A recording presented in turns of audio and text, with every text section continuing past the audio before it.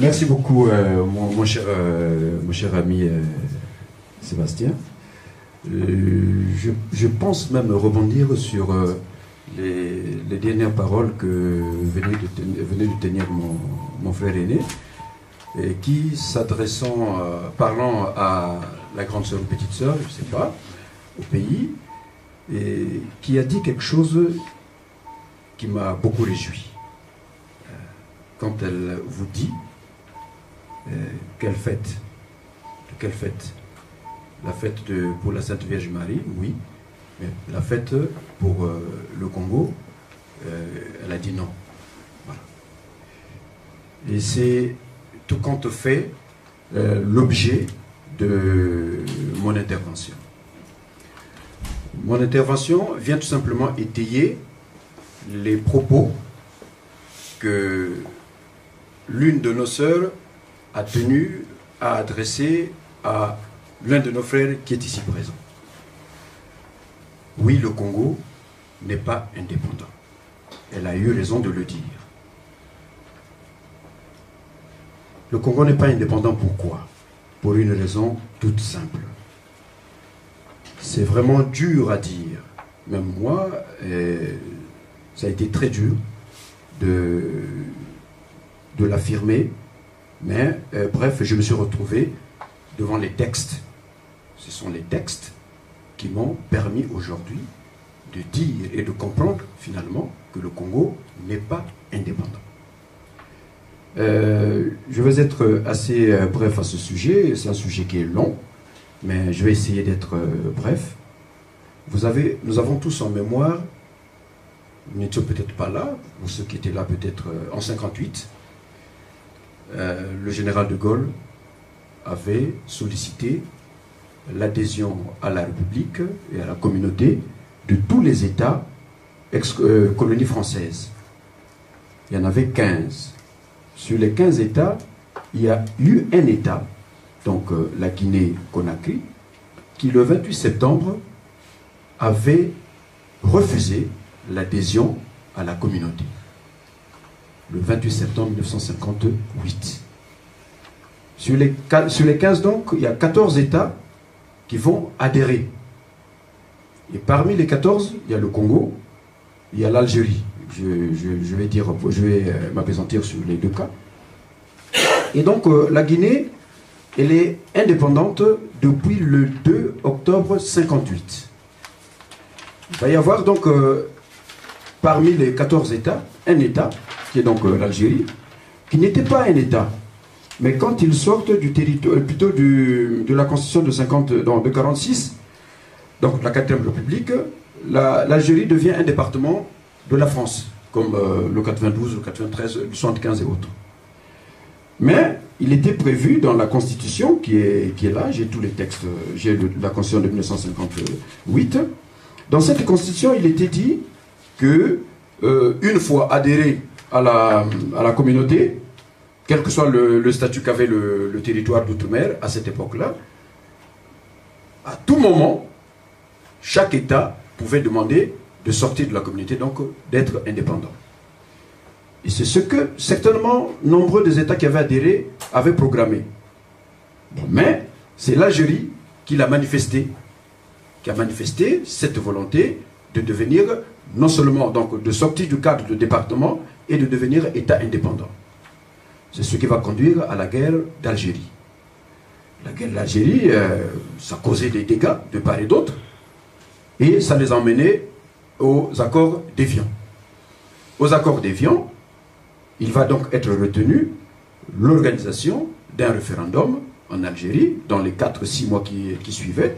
Les accords d'Évian sont déroulés du 7 au 18 mars 1962 et le 19 mars 1962, le gouvernement français a fait une déclaration.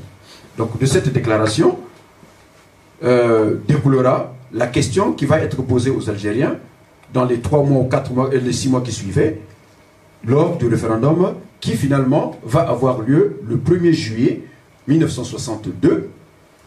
Les résultats publiés le 3 juillet 1962 et l'indépendance est proclamée le 5 juillet 1962. Bref, Pour les indépendances des ex-colonies françaises, il n'y a que deux États. L'État de la Guinée qui avait refusé d'entrer dans la communauté et l'Algérie qui obtiendra son indépendance après référendum. Pourquoi le référendum? Parce que le mot référendum est essentiel et fondamental. Le texte que vous voyez ici, celui-là, parce qu'il y a deux textes, ça c'est le texte constitutionnel originel qui avait été donc adopté le 28 septembre 1958, jusqu'à chez nous. Donc de Paris jusqu'à Brazzaville et en passant dans d'autres territoires. Et c'est ce texte-là qui avait été adopté. Après ce texte, à son article 86 alinéa 1, c'est là où effectivement la Guinée s'était prononcée. La Guinée s'est prononcée tenant compte du contenu défini par l'article 86 qui est là. Je vais vous le lire. La transformation du statut d'un État membre de la communauté peut être demandée soit par la République française donc, soit par une résolution de l'Assemblée législative de l'État intéressé, exemple le Congo ou la Guinée, confirmée par un référendum local, dont l'organisation et le contrôle sont assurés par les institutions de la communauté. Les modalités de cette transformation sont déterminées par un accord approuvé par le Parlement de la République et l'Assemblée législative intéressée. Dans les mêmes conditions, un État membre de la communauté peut devenir indépendant. Il cesse de ce fait d'appartenir à la communauté. Ça, cet article-là, c'est là où s'est posé, là où il était, le choix en fait c'était là. Et c'est sur cet article que la Guinée dira que nous on lutte pour les indépendances depuis longtemps. Mais pourquoi aller à la communauté et un jour chercher à y sortir? Et donc voilà la signification du nom de la Guinée à l'adhésion à la communauté. C'est là. Et donc je disais tantôt que les 14 autres avaient accepté dans le but peut-être 2 ou 3 ans ou peut-être pourquoi pas y rester définitivement dans la communauté et pourront se prononcer. Cet article-là, quand finalement le nom de la Guinée va arriver, ça créait un tollé parmi la classe politique africaine. Quel a été le tollé? C'est qu'une fois que la Guinée avait dit non à l'adhésion à la communauté, la Guinée va être reçue à l'Assemblée aux Nations Unies.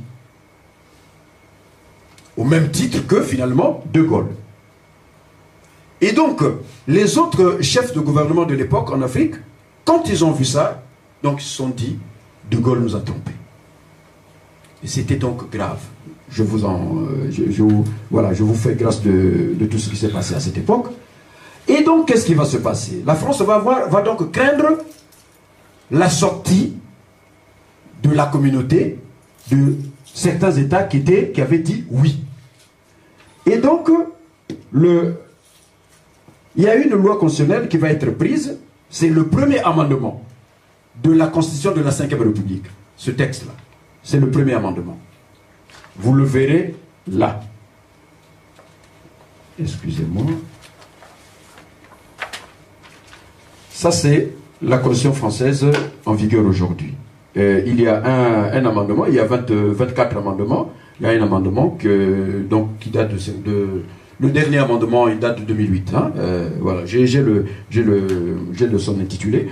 Mais donc cette constitution-là, qui avait été votée le 28 septembre 58, qui a reçu plusieurs amendements, et dont le premier amendement, donc c'est la loi, c'est cet amendement-là, et c'est la loi constitutionnelle numéro 60-525 du 4 juin 1960. Mais en fait, pourquoi cette loi est prise? La République française prend cette loi pour éviter de vivre d'autres Guinées. Parce que tout le monde, même au fait poignet, était très déçu le fait que celui qui était dans l'UDDA, RDA, qui était son adjoint, pas son adjoint, mais il était membre, donc Sékou Touré était membre de l'UDDA, le président dans l'Afrique de l'Ouest, c'était donc Houphouët-Boigny. Et quand Houphouët-Boigny va se rendre compte, qui est ministre d'État à l'époque, mais va se rendre compte que celui qui a choisi de dire non, de ne pas rentrer à la communauté, aujourd'hui est reçu aux Nations Unies comme État membre, donc président au même titre que De Gaulle. Ça a créé un tollé et qui a fait que, bon ben non, voilà, pour prévenir cela, et c'est cette loi-là qui va être prise. C'est le tout premier amendement de la Constitution de 1958 qui court jusqu'à aujourd'hui. C'est le tout premier amendement. Donc, les autres pays, on le dira donc dans cette loi dit que, finalement, vous pouvez être indépendant, mais tout en restant dans la communauté. Vous pouvez prendre votre indépendance, mais vous restez dans la communauté. C'est ce que dit cette loi. Donc ce n'était plus la menace qui était dans le premier texte, le texte originel que je vous ai lu, que non, si vous demandez l'indépendance, donc vous sortez de la communauté. Mais cette loi-là va dire, vous pouvez prendre l'indépendance, mais vous restez dans la communauté. On passe. C'est grave. Vous avez ce lot-là. Ça fait 195 pages. Ça, c'est toute la France et la communauté. Dans ce document, ça résume tout ce qu'il y a eu comme accord en 1960 pour les indépendances. C'est un document de 195 pages. Je vous garantis que j'ai souffert pour regrouper, réunir tous ces documents-là. J'ai souffert, ça je vous l'avoue. Mais qu'à cela ne tienne, je pense que aujourd'hui, nous avons cette occasion de découvrir ces documents. Donc c'est de ce document que j'ai extrait les documents qui concernent le Congo. Le Congo a signé 11 accords avec la France, presque c'est le même nombre pour le reste des États. Et dans les 11 accords, tous les accords pour lesquels nous devrions aller à l'indépendance sont là. Il y a eu deux phases. La première phase, deux grandes phases, hein, je vous fais grâce des phases intermédiaires. Il y a eu deux grandes phases.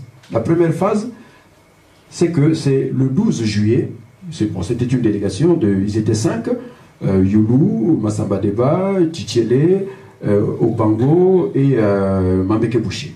Donc ils sont venus 5 pour signer le 12 juillet les accords avec la France. Et pour ce jour-là, le représentant de la France, c'était autre que le Premier ministre de l'époque, donc Michel Debré. C'est donc avec Michel Debré que les accords de Matignon vont être... C'est pour ça qu'on les appelle accords de Matignon. Donc voilà, on les appelle par accord de Matignon, parce que ça s'est passé à Matignon, et le Premier ministre de l'époque, c'était Michel Debré. C'est pas aujourd'hui, ce n'est vraiment pas le jour J pour vous détailler tout, mais dans ces accords qui vont être ratifiés à Brazzaville le 15 août, donc le 14 et le 15 août, pour l'indépendance. Donc ça a commencé à Paris et ça va à Brazzaville le 14 et le 15 août 60. C'est pour ça qu'on parle d'indépendance le 15 août. Mais ce n'était qu'une deuxième étape. Parce que la troisième étape de la signature de ces accords, c'était la tenue du référendum. C'est la troisième étape. C'est-à-dire qu'il est défini, il est dit que, c'est l'article 86 que je venais de vous lire, qu'après la signature, l'initiative prise par le président de la République ou par l'Assemblée législative qui était donc à Brazzaville, donc dans les autres, et comme dans les autres États, il y avait à soumettre ces accords-là au référendum local. Donc chaque État qui sollicitait l'indépendance avait à suivre cette procédure-là. Matignon, capitale, Brazzaville, Djamena ou je ne sais pas où, et soumettre ces accords au référendum. Et c'est donc le peuple qui doit, pour ne pas dire qui devrait, qui doit se prononcer sur le contenu de ces accords. Et je vais illustrer le contenu de ces accords par un seul exemple. Aujourd'hui, on parle de...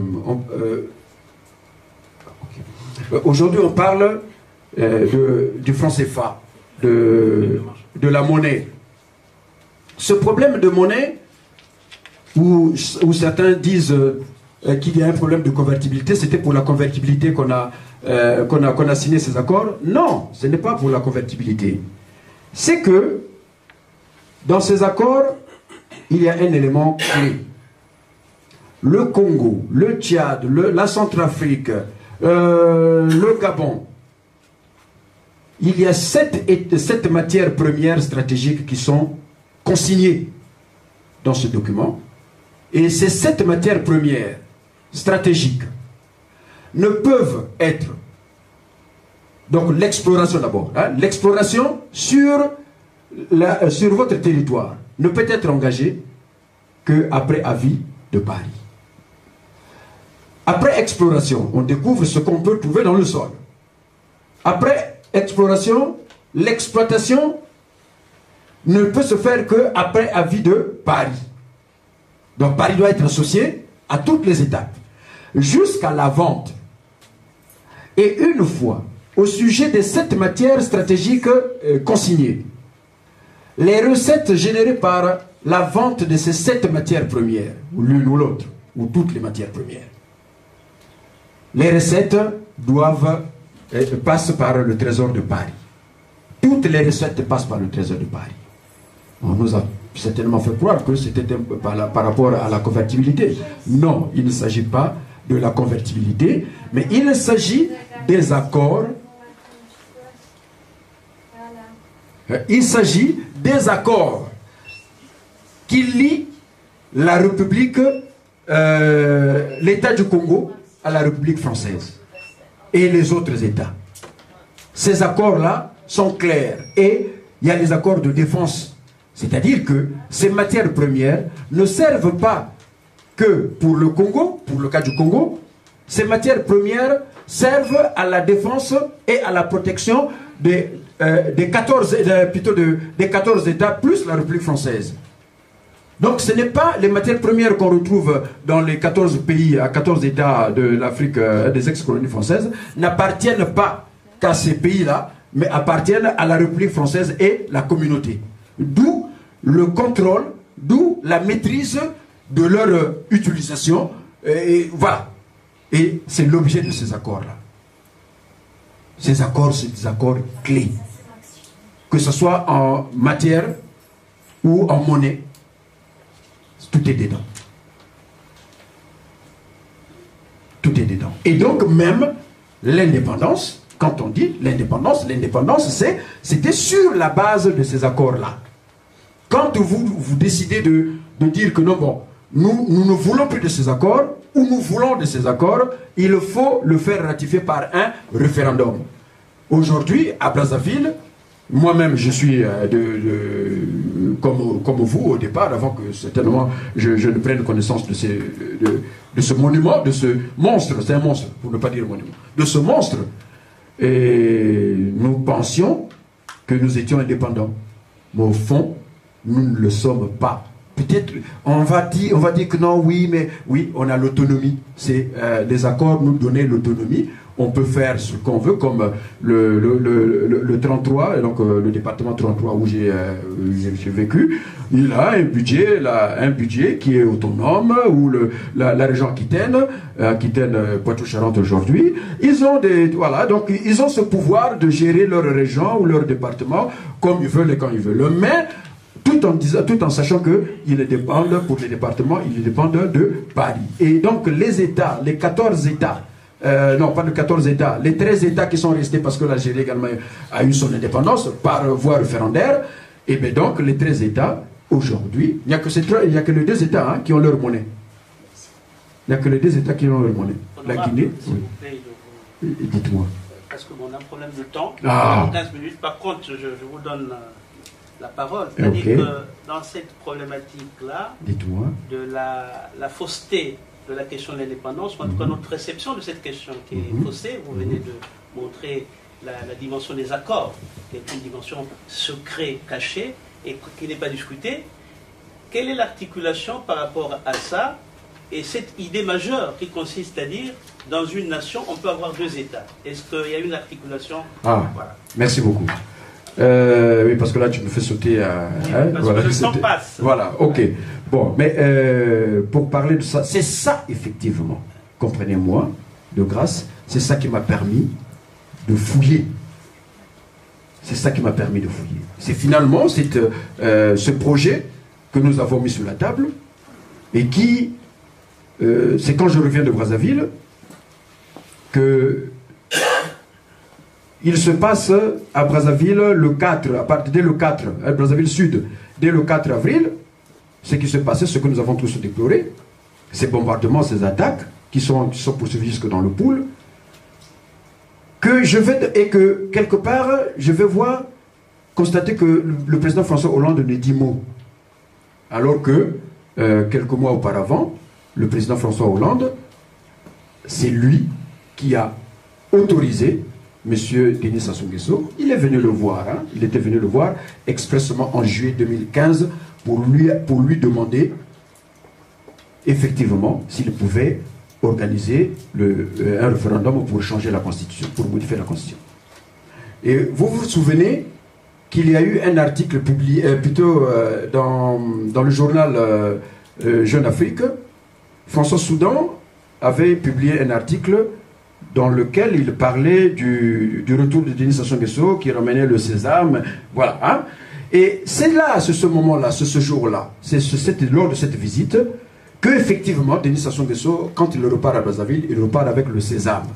Et le sésame, c'était quoi? C'était l'autorisation que le président François Hollande lui avait accordé de pouvoir modifier la Constitution. Et en lui disant, mais tu le fais tout en réunissant un consensus maximal. Ça, c'est les termes que nous apprenons de l'article publié par François Soudan. C'est là, c'est ça, ces accords-là. Dans ces accords-là, le président de la République française est le président de la communauté. Donc, beaucoup de choses qui doivent être faites dans ces pays doivent passer par le président François Hollande et la République française. C'est ça. Et tant que nous ne nous sommes pas, tant qu'on ne s'est pas prononcé pour oui ou non sur le contenu de ces accords, on ne peut pas se permettre aujourd'hui de dire que nous sommes indépendants. C'est clair, ces accords-là sont signés sur la base de cette constitution-là. Donc, tout se lie. Et c'est pour cela que jusqu'à ce jour, l'argent du Congo passe toujours par le trésor de Paris. Donc, on ne peut pas dire pourquoi ça passe par le trésor de Paris. Pourquoi jusqu'à aujourd'hui? Mais aujourd'hui, si Nicolas était un blanc, il est président du Congo, l'argent avec lequel il doit établir son budget et tout, il passe par, quand il vend les matières premières au Congo, l'argent doit venir par Paris. Lissouba a connu ce problème-là. Milongo a connu ce problème. Aujourd'hui, on parle de Sassou qui connaît ce problème. Mais ce n'est pas l'argent qui manque. L'argent est là. L'argent est là. Mais c'est que c'est le seul moyen pour le président de la République française et de la communauté d'avoir la mainmise et le contrôle sur les États de la communauté. Tant que ce problème-là ne sera pas réglé, c'est-à-dire que tant que nous tous, nous ne nous prononcerons pas, si on est d'accord, on dit qu'on est d'accord, donc on continue. Mais si on dit, oui, il y a sur les 11 ou 14 accords, bon, il y a 2 accords qui ne tiennent pas, mais il faut qu'on se prononce. Est-ce que vous ouvrez des pistes dans le débat? Parce qu'il y aura un débat. Je ne sais pas si ça nécessite, s'il y a des questions de précision à poser, on les posera. Et par rapport à votre question, c'était pour dire que nul était ce projet, effectivement, qui est allé jusqu'aux Nations Unies, et nul était cela. On n'allait pas chercher à comprendre. Moi, personnellement, je n'allais pas trop chercher à comprendre qu'est-ce qui se passe. Et j'ai voulu chercher à comprendre qu'est-ce qui se passe. Parce que quand j'arrive à Brazzaville le 7 mars, on me dit que Denis Sassou Nguesso était en train de passer en boucle l'interview que Hollande avait passé ici, où il dit que le président du Congo avait le droit de consulter son peuple. Et ça passait en boucle à Brazzaville. Et ça a traumatisé les gens. Oui, cette interview a traumatisé les gens. C'est-à-dire que pour simplement éclairer notre Assemblée, l'indépendance du Sud, c'est une problématique de la vraie indépendance nationale. Eh bien, je pense que finalement, en parlant de l'indépendance de l'État du Sud du Congo, je me suis rendu compte que même si nous y allons, on ne peut pas y aller tant que ce problème n'est pas réglé. Le problème des accords avec Paris n'est pas réglé. Et donc l'indépendance du Congo n'est pas réglée. Réglons ça et on verra que si on accepte le contenu, et il est à la fois bon et mauvais de ces accords. Il est bon et mauvais. Mais il faut qu'on se prononce. Peut-être que Paris attend ça. Si Paris n'a pas refusé à l'Algérie, qui avait demandé... Paris n'a pas refusé à l'Algérie. Paris n'a pas refusé non plus à la Guinée, à la Guinée Conakry, quand ils ont demandé leur indépendance. Mais nous, comprenons-le, acceptons-le. C'est dur à dire, hein, ça c'est vrai. Je suis né entre guillemets dans l'indépendance, mais aujourd'hui, j'ai découvert que nous n'étions pas indépendants parce que le processus qui devait nous conduire à l'indépendance n'est pas arrivé à son terme. Voilà le terme qu'il faudrait que j'utilise. Et il faut le faire. Merci beaucoup.